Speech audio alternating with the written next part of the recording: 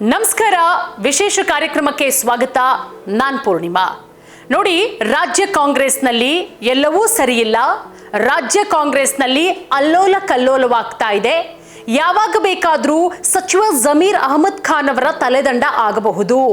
ಇದಿಷ್ಟು ಬೆಳವಣಿಗೆಗಳು ಸದ್ಯಕ್ಕೆ ಆಗ್ತಾ ಇರೋದು ರಾಜ್ಯ ಕಾಂಗ್ರೆಸ್ನಲ್ಲಿ.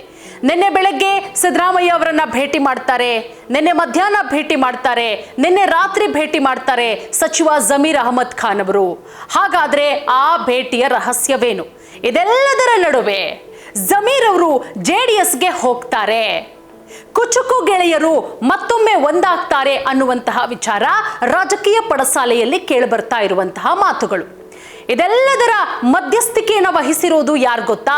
ಜಮೀರ್ ಮತ್ತೆ ಕುಮಾರಸ್ವಾಮಿ ಅವರನ್ನ ಒಂದು ಮಾಡುವಂತಹ ಮಧ್ಯಸ್ಥಿಕೆ ಕಾಂಗ್ರೆಸ್ನ ಹಿರಿಯ ನಾಯಕರು, ಮಾಜಿ ಸಚಿವರು, ಶಾಸಕರು ಆದಂತಹ ರೋಷನ್ ಬೇಗ್ ಅವರು. ರೋಷನ್ ಬೇಗ್ ಅವರು ಇದೆಲ್ಲದರ ಮಧ್ಯಸ್ಥಿಕೆಯನ್ನು ವಹಿಸಿದ್ದಾರೆ.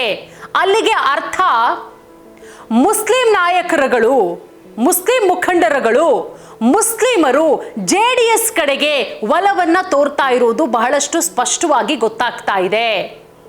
ಯಾಕೆ ಈ ರೀತಿ ಆಗ್ತಾ ಇದೆ ನೋಡಿ. ಮುಸ್ಲಿಮರು ಜೆಡಿಎಸ್ ಪರವಾಗಿ ಇದ್ದಿದ್ದು ಹೊಸದಾದಂತಹ ವಿಚಾರ ಏನಲ್ಲ. ಆದರೆ ಯಾವಾಗ ಜಮೀರ್ ಅವರು ಕಾಂಗ್ರೆಸ್ಗೆ ಬರ್ತಾರೋ ಆಗ ಒಂದಷ್ಟು ಜನ ಮುಸ್ಲಿಂ ನಾಯಕರು, ಜಮೀರ್ ಅವರು, CM ಇಬ್ರಾಹಿಂ ಅವರು ಜೆಡಿಎಸ್ ಅನ್ನ ಬೇರ್ಪಟ್ಟು ಅವರು ಕಾಂಗ್ರೆಸ್ ಪಕ್ಷಕ್ಕೆ ಬಂದಂತಹ ಸಂದರ್ಭದಲ್ಲಿ ಮುಸ್ಲಿಂ ಮತದಾರರು ಕೂಡ ಆ ಪಕ್ಷದ ಕಡೆಗೆ ಮುಖ ಮಾಡ್ತಾರೆ. ಆದರೆ ಈಗ ಜಮೀರ್ ಅವರು ಜೆಡಿಎಸ್ಗೆ ಹೋಗುವಂತಹ ಎಲ್ಲ ಸಾಧ್ಯತೆಗಳು ಕೂಡ ಇದೆ. ಯಾಕಂದ್ರೆ ಒಂದು ಕಡೆ CM ಸಿದ್ದರಾಮಯ್ಯ ಅವರ ಆಪ್ತರ ತಲೆದಂಡ ಆಗ್ತಾ ಇರೋದು.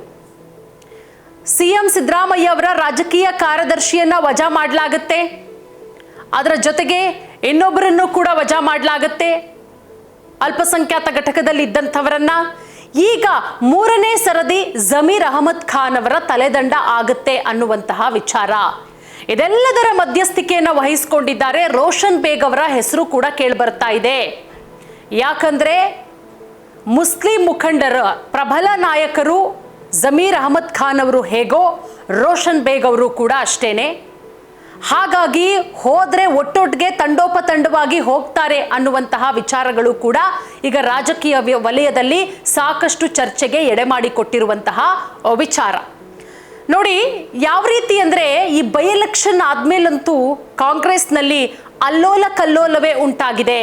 ಅದರಲ್ಲೂ ದಾವಣಗೆರೆ ದಕ್ಷಿಣ ವಿಧಾನಸಭಾ ಕ್ಷೇತ್ರದ ಚುನಾವಣೆ ನಡೆದ ನಂತರ ಇದು ಟಿಕೆಟ್ ವಿಚಾರಕ್ಕೆ ಎಷ್ಟರ ಮಟ್ಟಿಗೆ ಸರ್ಕಸ್ ಆಗುತ್ತೆ. ನಿನ್ನೆ ಜಮೀರ್ ಅವರು ಓಪನ್ ಆಗಿ ಸ್ಟೇಟ್ಮೆಂಟ್ ಅನ್ನ ಕೊಡ್ತಾರೆ. ಹೌದು, ನಾನು ಮುಸ್ಲಿಂ ಅಭ್ಯರ್ಥಿಗೆ ಟಿಕೆಟ್ ಕೊಡಿ ಅಂತ ಹೇಳಿದ್ದು ಸತ್ಯ, ಆದರೆ ಇಂಥದ್ದೇ ಅಭ್ಯರ್ಥಿ ಅಂತ ನಾನು ಹೆಸರು ಹೇಳಿಲ್ಲ. ಯಾಕಂದ್ರೆ ಸುಮಾರು ಒಂದು 7 ರಿಂದ 8 ಜನ ಟಿಕೆಟ್ ಆಕಾಂಕ್ಷಿಗಳಿದ್ರು. ಬಟ್ ಯಾರೇ ಮುಸ್ಲಿಂ ಅಭ್ಯರ್ಥಿಗೆ ನೀವು ಟಿಕೆಟ್ ಕೊಟ್ಟರೂ ಕೂಡ ಆ ಅಭ್ಯರ್ಥಿಯನ್ನ ಗೆಲ್ಲಿಸ್ಕೊಂಡು ಬರೋದು ನನ್ನ ಕರ್ತವ್ಯ ಅಂತ ನಾನು ಹೇಳಿದ್ದೆ. ಆದರೆ ನನ್ನ ಮಾತಿಗೆ ಕಾಂಗ್ರೆಸ್ ಹೈಕಮಾಂಡು ಬೆಲೆ ಕೊಡಲಿಲ್ಲ. ಸಿದ್ದರಾಮಯ್ಯ ಅವರು ನನ್ನ ಮಾತು ಕೇಳಲಿಲ್ಲ, DCM DK ಶಿವಕುಮಾರ್ ಅವರು ಕೂಡ ಕೇಳಲಿಲ್ಲ. ಕೊನೆಗೆ ಏನು ಮಾಡ್ತಾರೆ, ಶಾಮನೂರು ಶಿವಶಂಕರಪ್ಪ ಅವರ ಮೊಮ್ಮಗನಿಗೆ ಟಿಕೆಟ್ ಅನ್ನ ಕೊಡ್ತಾರೆ. ನಾನು ಹೇಳಿದ್ದೆ, ನೀವೇನಾದರೂ ಮುಸ್ಲಿಂ ಅಭ್ಯರ್ಥಿಗೆ ಟಿಕೆಟ್ ಕೊಟ್ಟು ಅಲ್ಲಿ ಮುಸ್ಲಿಂ ಅಭ್ಯರ್ಥಿ ಸೋತ್ರೆ ನಾನು ನನ್ನ ಸಚಿವ ಸ್ಥಾನಕ್ಕೆ ರಾಜೀನಾಮೆ ಕೊಡ್ತೀನಿ. ಹೌದು, ನಾನು ಹೇಳಿದ ಸತ್ಯ. ಅಲ್ಲಿಗೆ ಅಸಮಾಧಾನ ಯಾವ ರೀತಿ ಆಗುತ್ತೆ? ನಾನು ಹೇಳಿದ್ದು ಸತ್ಯ. ಸ್ವಲ್ಪ ಮಟ್ಟಿಗೆ ನಂಗೆ ಬೇಜಾರಾಯಿತು.